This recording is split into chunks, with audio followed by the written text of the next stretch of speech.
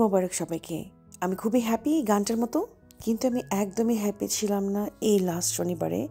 কারণ একটাই, হঠাৎ করে শনিবার দিন সন্ধ্যা না ঠিক আসরের পরপরই আগে ঘোষণা আসলো আগামীকালকে লন্ডনে ঈদ। আর আমার তখন মাথায় হাত। আমি একেবারেই চাইনি সানডেতে আমাদের ঈদটা হোক, যেন 30টা রোজা হোক, অ্যাটলিস্ট আমি যেন বাসায় থাকি। কারণ কাজ থেকে 12 আওয়ার শিফট করার পরে বাসায় গিয়ে বাচ্চাদেরকে সাথে নিয়ে মেহেদি উৎসবে যাওয়া, মানে সারাপুর বাড়িতে মেহেদি উৎসব ছিল, এরপর একটু গ্রিনসে ঢু মারি আমরা, বা রান্না বান্না করা কোনোটাই আমার হয়নি। সো আমি কখন বাসায় যাব, কী করব, সব কিছু নিয়ে আই ওয়াজ লিটারালি স্ট্রেসড। লন্ডনে 29টা রোজা হলো, তো কাজের ওখান থেকে তাড়াহুড়া করে বের হলাম, কিন্তু তাড়াতাড়ি কাজ থেকে বের হলো বাসায় এসে আমার আসলে রোজা রাখার পরে ইফতার একটু খেলাম। এরপর আসলে এনার্জি ছিল না যে কী করবো। তারপরে যেহেতু সারাপুর বাসায় এত সুন্দর একটা মেহেদি উৎসব রেখেছিল, তো 1-2 ঘন্টা পরে একটু রেস্ট নিয়ে আমি কটার দিকে 9টা-10টার দিকে গেলাম সারাপুর বাড়িতে, যে ওখানে গিয়ে একটু মেহেদি টেহেদি লাগালাম, সবার সাথে দেখা হলো। ওটা খুব ভালো লাগে, বাচ্চারা দিচ্ছিল, আরও অনেকেই ছিল ওখানে। সবার মেহেদি প্রায় শেষ পর্যায়ে ছিল।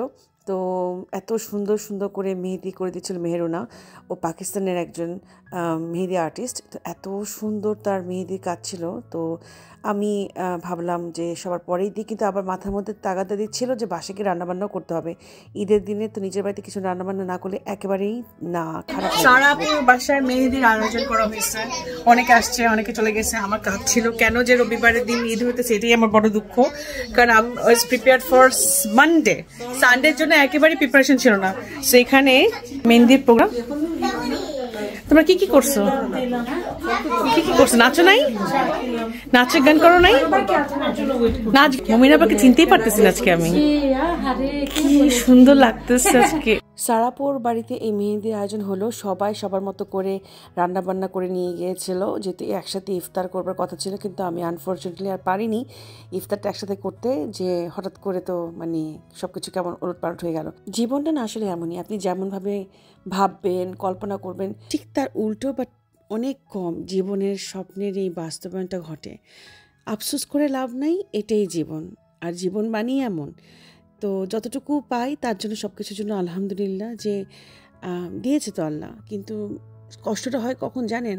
এই বিদেশ জীবনে যখন সব কিছু নিজের কাঁধে থাকে, রেসপন্সিবিলিটি এত বেশি থাকে, আমরা আসলে যা দেখাই সোশ্যাল মিডিয়াতে ততটুকুই আসলে জীবন না, এর বাইরেও অনেক কাজ থাকে আমাদের। আর এগুলো করতে করতে অনেকটা সময় আমরা হাঁপিয়ে যাই। কিন্তু সেই সময় যখন এই যে একটা গ্যাদারিং হয়, আমরা একসাথে হই, সারাপুর মতো মানুষরা যখন এই ধরনের আমরা আয়োজনে আমরা সবাই করি, তখন একটা গুড এনার্জি না আপনার মধ্যে চলে আসে। আর এই গুড এনার্জিটা না তখন সব কাজ করতে হেল্প করে। পজিটিভ মাইন্ড বা পজিটিভ কিন্তু সব কিছুর মূল কাঠি। বাসায় এসে তাড়াহুড়া করে তো বের হলাম বাচ্চাদেরকে নিয়ে। সবার মেহেদি দেওয়া প্রায় শেষ, আমি মেহেদি দিয়ে ফেলেছি। আমাকে দেখে কেউ বুঝবে যে আমি প্রায় 12 ঘন্টার উপরে কাজ করে বাসায় এসেছি, ইফতার করেছি সামান্যই, তারপরে সারাপুর বাসায় এসেছি। এই যে এত রিফ্রেশ লাগছে আমাকে, কারণ একটাই, যে আমার চারপাশে আলহামদুলিল্লাহ এত পজিটিভ সোর্স, এত পজিটিভিটি, এটা আপনাকে সব কিছু করতে কিন্তু হেল্প করে, যেটা একটু বলছিলাম। তো সবসময় চেষ্টা করবেন কি জানেন, যে সম্পর্কগুলো, যে ব্যাপারগুলো আপনাকে হাঁপিয়ে তোলে, সেখান থেকে নিজেকে বের করে নিয়ে আসবেন। কারণ চেষ্টা করার পর যদি সেই সম্পর্কগুলো ঠিকঠাক না হয়, সেখানে না থাকাই ভালো।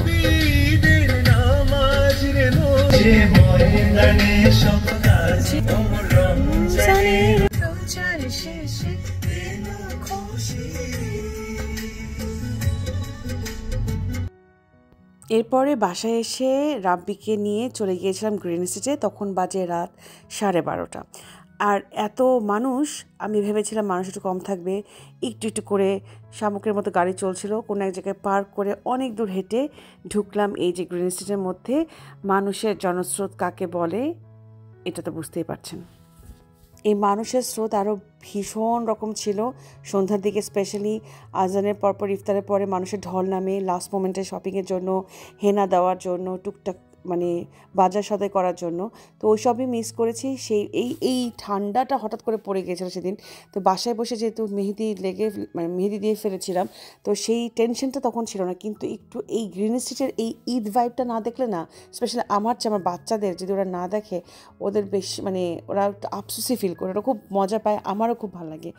এই ঠান্ডার ঠুন্ডা পার হয়ে এত মানুষ পার হয়ে যখন পরিচিত মানুষদের দেখা সাক্ষাৎ হয় সেটাও একটা অন্যরকম ভালো লাগা।